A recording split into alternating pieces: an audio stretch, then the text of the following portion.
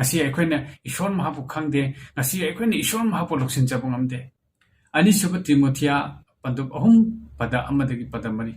masi khangu madudi aroiba matamda tamthiba matam lakani maramdi mi singna masa tabu nuksi jaba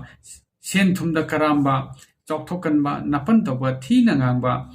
mama mapan haiba indaba tobiban khangdaba amasung sengdaba nuksi heitaba ngapi heitaba mibu maran siba masa khudum chanba ngamdaba sathiba amasung afababo pamdaba launam toba mangakanba nawangba ishorbu nuksibadagi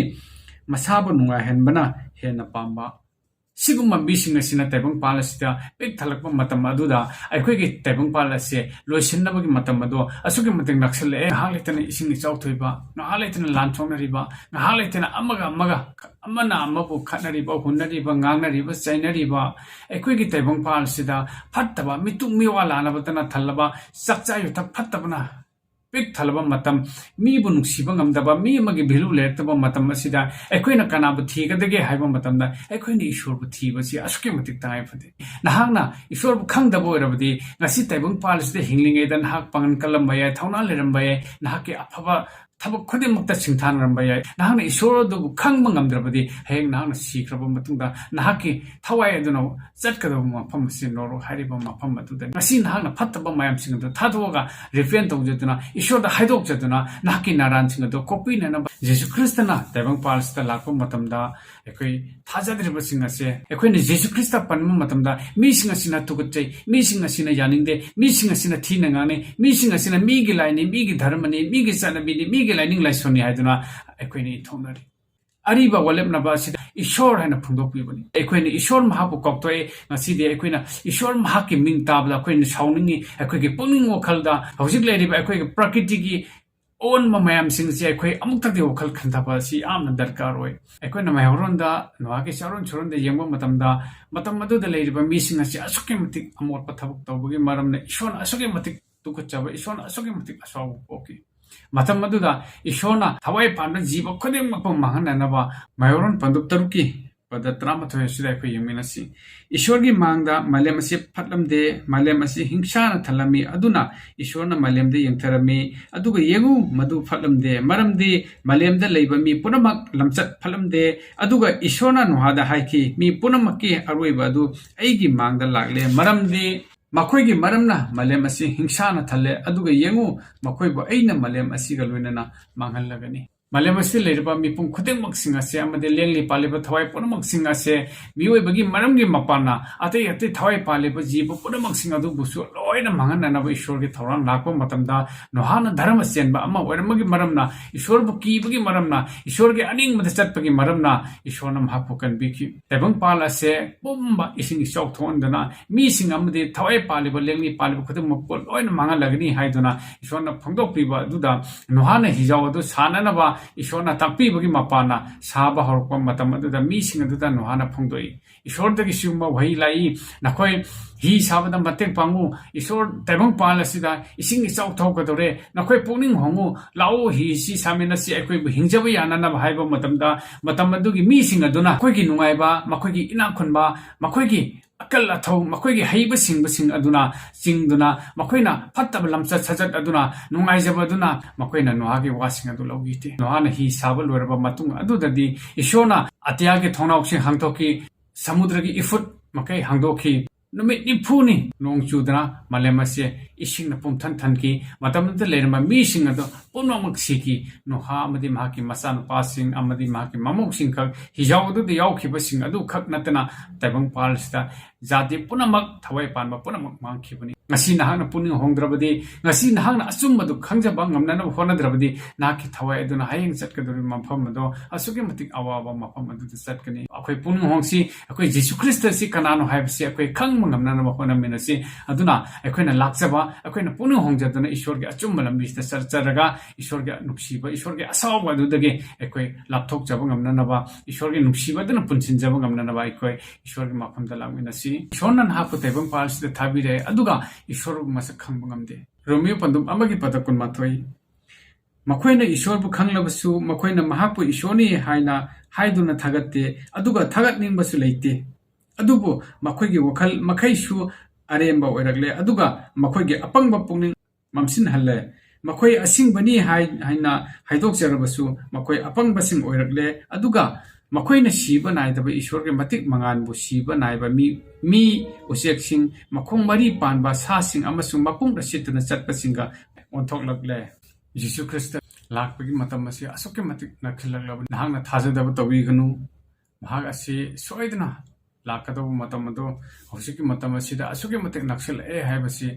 Taibang Palista Toliba Togo Watok Kayasina Kudumni, Bible Damasi, Mayaxian and Pundo Piram Labni, Jesus Christopher Taza Dribasina, Ishorbo Taza Bangam Nanava, Jesus Christopher Loxins of Bangam Nanava, Equa Honaminasi, Natravadi, Nakoinaki, Tawaisinado, Nakoki Punsiado, Awabi Mapanda, Awabi Mapama, do the Zatkani, Adona Equi Puni Hongshi, Adona Equina, Lading Matamasida, Equina Puni Hongjaduna, Equi Shorga, Aning Mother the Zatzabangam Nanava, Mahakin Shiba Masano Pamasano Pissing with Zabangam Nanava. Ekoi onaminasi First Thessalonikia Panduk Marigi pada Tramni the Gay Patok Sage. Madam di Jisuna Sire Amsung Siva the Hinget Kre Haiba Equina Taze, Adugum Dana Jisuda, Tung Krabasingbo, Ishona, Mahaka Loinana, Pubirakani, Madam di Ibungi Wagi Mapana Equina Naquet Haidi, Madudi, Ibuna Lelapa Matam Power Hindun Lady by Equin Tung Krabasing Adudagi, Mang Kak Taroi, Madam di Ibungo Masamagna. Sargadgi Kolauga, Atoiba Sargadutki, Konjenga Amasung Ishorgi, Pere Singagi Makonga Luenana, Lembirakani. Aduga, Christa the Sikibisingna, Hana Hogotkani. Madugi Matunda Hingdona Lehoba Equibo, Makoika Luedana, Atiada Ibungobu, Unanava Lechin the Punna, Pukatkani. Mato Asumna, Equi Ibunga Matampunamukta Leminagani. Mahana Lakma Matamda, Christeta. Jisubu Tazaduna Sigrab Singado, Mongpam the Hana Hawalakani, Adugi Matunda, Equebo, Sarga the Pukat Pigani, Lessingi Mataka Pukat Pigani, have see, my ex Shang Bible is the Pundo Pibari. Masin Hana Tazaduna, Masin Hana Karemna Duna, Masin Hana Usita Duna Toriba Singado, Hang a ribbon Aduda, Nah, a schematic our boy. Lakatoriba Punsiduda, Lakatoriba Matam Aduda, Nahana Waga the Wudo, Ishor Mahana Kangi, Mahapo Tazagraba Maki Masano Pamasano Pissing the Kangi in Nochi. Nasidi, Nahana Tabang Palista, Nahana Toning but the Toba, Torumbayai, Oining Ohening but the Ohening Bayai, Naki Pangal Lerembay, Tona Lerembay, Naki Mi Walam the way, Tabang Palasita, Nahana Sason, Tongam Bayai, Palam Bayai, Adubu, Hang Matamadu Lapo Matam the Ponamosindo, Are Mangatani. Could hang a lakbani, could hang a hand kigani, Adubu, cry the Sakini, Hibomatum, Ishorgi Mangda, Oyen Pambal Mamang the Satkatoriban. Lakadoriba Punchi, Adugi the Mukta, Lakadoriba Mapam Adugi the Mukta, Equina Hosik, on the Toronto, Jasquim Tangai Pade. Equi, Jesus Christ, Tazak Rabasing Maratas, Ibuki, Hosiki, me sing a sea Pangal Kali, Kulai Fire, Tonale, Makwena Toning with the Tawi Haduna. Jesus Christ Wapo Sando Popongam dana to men labor equation around Maya, Maratam, Mamma Lady Bani. Equi Kadobagi, Makwebuki Gadoribano. Miu even Hatpang Messicanano, Hibomatamda, Taibang Haksam Captain, Adubo, Tawai the Hatpangam de. Adubo, Equina key with the Canano, Haksam Hatpangamba, Adukatan Equinaki, Masi Arad Manis in the notes. Aquina key Gadovicanano, Hibomatamta, Tawai with the Haksam Animapo Hatpangamba, Aduga Norota, Tadabang Matic labor, sure the Equina key Gadobin. Asi Equina, Ishorni, Equina Tazarba Matunda, Equina Christian, wherever Matunda, Equi Christian Kaya Backslash Chalingasi. Carino Hibomatumda, Taibang Palmagi missing a Sequina key. Makoi group Lakani, group Laga, Pubira, Muni, Ceremony, Mayum the Gitan Tokani, Amadi say beginning, Nambi, and a tin chicken beginning. Mayum Gimapot must say, Loina Pubi Higani, missing a Sequina key, Aduga, Equi, Jisru Taza with the Laptoy, Equina Canaso killing a late. Equi Tana Pana, Paul Gumna, Simon Peter Gumna, Amade Equi, Jesus Christ is Sebok, Traneto, Adugumna, Aquina Tona Pana, Masiki Sansar, Masiki Mirola Sida Aquina, Lepsa Bamade, Tona Lena Satpasia Quetangai Fate, Nahana Kitikirum Toroga Satpo everybody, Nahana Kitikirum Toroga, Chingbo everybody, Hagen Haki Singlo, Hagen Haki Tungalai by believers in the Dunasu, Mokoina, Ninganava Hibasi, Sweden Oigadoribuni. Ishona Madu Pandation and Oxy. Nahak Ishona Kandok Pi Kraba, Ishorgi Masano Pi, Oi Krabanina, Nahak Tauna Levatai. Tabung Palesta, Ishordi Hena Kana Saulebage.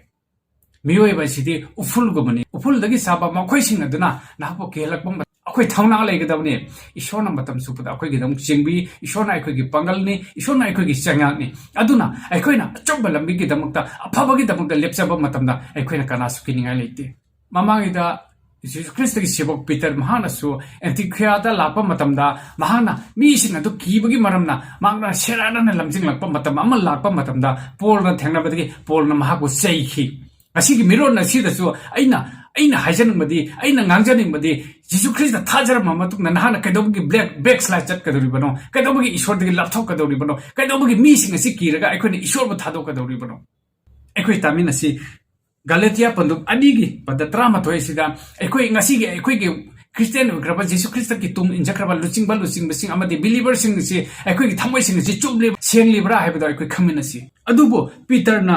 ꯑꯦꯟꯇꯤꯑꯣꯛꯇ ꯂꯥꯛꯄ ꯃꯇꯝꯗ ꯃꯍꯥꯛ ꯃꯔꯥꯟ ꯂꯩꯔꯝꯕ ꯃꯔꯝꯅ ꯑꯩꯅ ꯃꯍꯥꯛꯄꯨ ꯍꯛꯊꯦꯡꯅꯅ ꯆꯩꯔꯝꯃꯤ ꯃꯔꯝꯗꯤ ꯌꯥꯀꯣꯕꯀꯤ ꯃꯐꯝꯗꯒꯤ ꯃꯤ ꯈꯔ ꯂꯥꯛꯇ꯭ꯔꯤꯉꯩꯒꯤ ꯃꯃꯥꯡꯗ ꯄꯤꯇꯔꯅ ꯑꯇꯣꯞꯄ ꯖꯥꯠꯁꯤꯡꯒ ꯆꯥꯃꯤꯟꯅꯔꯝꯃꯤ ꯑꯗꯨꯕꯨ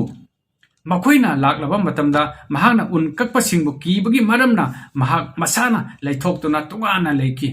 ꯑꯇꯩ ꯂꯩꯍꯧꯔꯤꯕ ꯌꯍꯨꯗꯤꯁꯤꯡꯅꯁꯨ ꯃꯍꯥꯛꯀ ꯂꯣꯏꯅꯅ ꯇꯧꯁꯤꯟꯅꯔꯝꯃꯤ ꯃꯈꯣꯏꯒꯤ ꯇꯧꯁꯤꯟꯅꯕ ꯑꯗꯨꯅ ꯕꯔꯅꯕꯥꯁ ꯐꯥꯎꯕ ꯁꯦꯔꯥꯟꯅꯅ ꯄꯨꯊꯣꯛꯈꯤ ꯃꯈꯣꯏꯅ ꯑꯐꯕ ꯋꯥꯄꯥꯎꯒꯤ ꯑꯆꯨꯝꯕ ꯑꯗꯨꯒꯤ ꯃꯇꯨꯡ ꯏꯟꯅ ꯆꯨꯝꯅ ꯆꯠꯇꯦ ꯍꯥꯏꯕ ꯑꯩꯅ ꯎꯔꯕꯗ ꯄꯨꯝꯅꯃꯛꯀꯤ ꯃꯃꯥꯡꯗ ꯑꯩꯅ ꯄꯤꯇꯔꯗ ꯍꯥꯏꯈꯤ ꯅꯍꯥꯛ ꯌꯍꯨꯗꯤ ꯑꯣꯏꯔꯒ ꯌꯍꯨꯗꯤ ꯑꯃꯒꯨꯝꯅ ꯆꯠꯇꯗꯨꯅ ꯑꯇꯣꯞꯄ ꯖꯥꯠꯁꯤꯡꯒꯨꯝꯅ ꯆꯠꯂꯤꯕ ꯀꯔꯤꯒꯤꯗꯃꯛ ꯑꯇꯣꯞꯄ ꯖꯥꯠꯁꯤꯡꯕꯨ ꯌꯍꯨꯗꯤꯁꯤꯡꯒꯨꯝꯅ ꯆꯠꯅꯕ ꯇꯛꯁꯤꯜꯂꯤꯕꯅꯣ ꯄꯣꯜꯅ ꯄꯤꯇꯔꯗ ꯍꯥꯏꯕꯤꯈꯤꯕꯅꯤ ꯑꯩꯈꯣꯏꯅ ꯃꯤꯁꯤꯡ ꯑꯁꯤꯒꯤ ꯄꯥꯡꯒꯜ ꯎꯔꯛꯄ ꯃꯇꯝꯗ ꯃꯤꯁꯤꯡ ꯑꯁꯤꯅ ꯑꯩꯈꯣꯏꯗ ꯀꯤꯍꯜꯂꯛꯄ ꯈꯪꯍꯜꯂꯛꯄ ꯃꯇꯝꯗ ꯑꯩꯈꯣꯏꯅ ꯏꯁꯣꯔ ꯑꯁꯤ ꯊꯥꯗꯣꯛꯑꯒ ꯑꯩꯈꯣꯏ ꯃꯤꯁꯤꯡ ꯑꯁꯤꯒꯤ ꯌꯥꯅꯅꯕ ꯆꯠꯂꯤ ꯉꯁꯤꯒꯤ ꯃꯤꯔꯣꯟ ꯑꯁꯤꯗ ꯑꯗꯨ ꯑꯣꯏꯔꯕꯗꯤ ꯉꯁꯤꯒꯤ ꯃꯤꯔꯣꯟ ꯑꯁꯤꯗꯁꯨ ꯄꯣꯜꯒꯨꯝꯅ ꯄꯤꯇꯔꯗ ꯉꯥꯡꯕ ꯑꯗꯨꯒꯨꯝꯅ ꯙꯔꯃ ꯆꯦꯟꯕ ꯄꯤꯇꯔꯅ ꯑꯁꯨꯝꯅ ꯇꯧꯔꯛꯄ ꯃꯇꯝꯗ ꯑꯩꯈꯣꯏꯒꯤ ꯏꯆꯤꯟ ꯏꯅꯥꯎ ꯕꯤꯂꯤꯚꯔ ꯊꯥꯖꯈ꯭ꯔꯕ ꯁꯦꯡꯅ ꯆꯨꯝꯅ ꯆꯠꯆꯔꯤꯕ ꯑꯃꯅ ꯉꯥꯡꯕꯤꯕ ꯆꯩꯕꯤꯕ ꯑꯁꯤꯁꯨ ꯑꯁꯨꯛꯀꯤ ꯃꯇꯤꯛ ꯇꯉꯥꯏ ꯐꯗꯦ ꯉꯁꯤ ꯁꯪꯁꯥꯔ ꯑꯁꯤꯗ ꯇꯥꯏꯕꯪꯄꯥꯜ ꯑꯁꯤꯗ ꯈ꯭ꯔꯤꯁꯇꯤꯌꯟ ꯑꯣꯏꯅꯃꯒ ꯑꯌꯥꯝꯕꯅ ꯕꯦꯛꯁ꯭ꯂꯥꯏꯗ ꯆꯠꯇꯨꯅ ꯏꯁꯣꯔꯕꯨ ꯊꯥꯗꯣꯛꯑꯒ ꯆꯠꯈꯤꯕ ꯀꯌా ꯑꯃ ꯌꯥꯎꯔꯛꯏꯕꯁꯤ ꯀꯔꯤꯒꯤꯅꯣ ꯍꯥꯏꯕ ꯃꯇꯝꯗ ꯏꯁꯣꯔꯕꯨ ꯃꯌꯦꯛ ꯁꯦꯡꯅ ꯃꯃꯨꯠ ꯇꯥꯅ ꯈꯪꯕ ꯉꯝꯗꯕꯒꯤ ꯃꯔꯝꯅꯅꯦ ꯑꯗꯨꯒꯤ ꯄꯨꯟꯁꯤ ꯑꯗꯨꯅ ꯍꯌꯦꯡ ꯑꯔꯣꯏꯕ ꯃꯇꯝꯗꯗꯤ ꯑꯁꯨꯛꯀꯤ ꯃꯇꯤꯛ ꯑꯋꯥꯕ ꯑꯣꯏꯒꯅꯤ ngasi nahana khudi thire nang nahaki khudi thibgi mapana atopa du thielabdi nahak asugi matik awabani ishorgi bian एकोइन Kanasu किनिंगा लेते इसिनेनोक सिंग एकोइन हिंगदिगी मतम असिदा ईश्वरगी तमु लेपचबा मतमदा एकोइन ईश्वरबु खंगजरबा मतुंगदा एकोइन ईश्वरदगी लापथोकपा हैबसे ओइथोकतबनी एकोइ पुंगनिंग हथकुमसी ईश्वरगी मतिक मंगालदा एकोइ थौना फना चटकदबनी एकोइगी थवाइ थाग्रपसु एकोइ ताइबंग पालिस्ता बीसिंग असिना एकोइगी हक्यांग अमदे हत्तोकपिबो ओरबसु नेहतपिबो ओरबसु एकोइगी थवाइ असिदि हाइ सरगलेबा अदुदि ईश्वरना मतिक मंगाल लोइना थंबिगदबनी इसिनेनोक सिंग मसि कौगुमसी एकोइ ईश्वर नक्सन बसी असुकी मतिक तंगाई फते एकोइ ताइबंग पानबगी मिउबसिंग से कीबा हुनदे एकोइ ngasi वापोक संदोक्त्रिबा करिगिनो एकोइ वापोक संदोकदबनी एकोइना तोबिन लेसनबो ओरबदी मसी ईश्वर की वहीसिंग दो एकोइना नमथबो ओरबनी एकोइना मकुम मथांग गायबो ओरबदी एकोइना मफम मतम चाबा गायबो ओरबदी मसी अरान मनी सिनेनोक्सि ईश्वर की वही संदोकपो मतमदा ईश्वर की थबक तोरपो मतमदा मकुम मथा लेते कुंबी कालेन खाइदे सिनेनोक्सि ताइबंग पालिसदा जीसु ख्रिस्ट मसामंगनसु ईश्वर की सर्गगी ओइबा वहीसिंगदो हायरपा मतमदा महा असुगी मतिक अवाबा खांकी थेंगनकी अदुबो महाना तुमिना लेकिदे नथैरगा सटकिदे जाति पुनमक्ता जाति खुदेमक्ता ईश्वर की अहिंबा वहीसिंगदो महाना संदोपिरमनि नागा असि ईश्वरना असुगी मतिक नुसिबा मचानुपा सिनेनोक्सिंग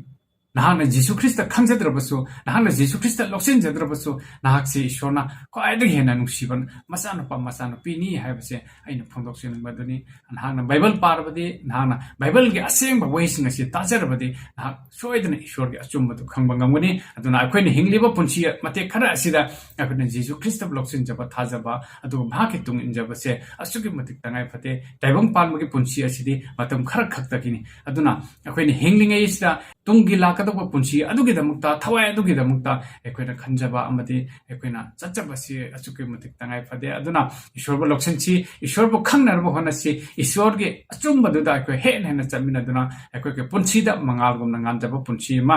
मंगालगुमना नुमितगुमना nganba पुंसि मा थवाइ मगोइजब ngamna nama ईश्वरना ओहनबिबो ओइसुनु थागतचरी ताजगरबा खतेंगे मतकता ईश्वरना मपानाइदबा बोर अमदि इंगतबा पिबिबो ओइसुनु आमेन।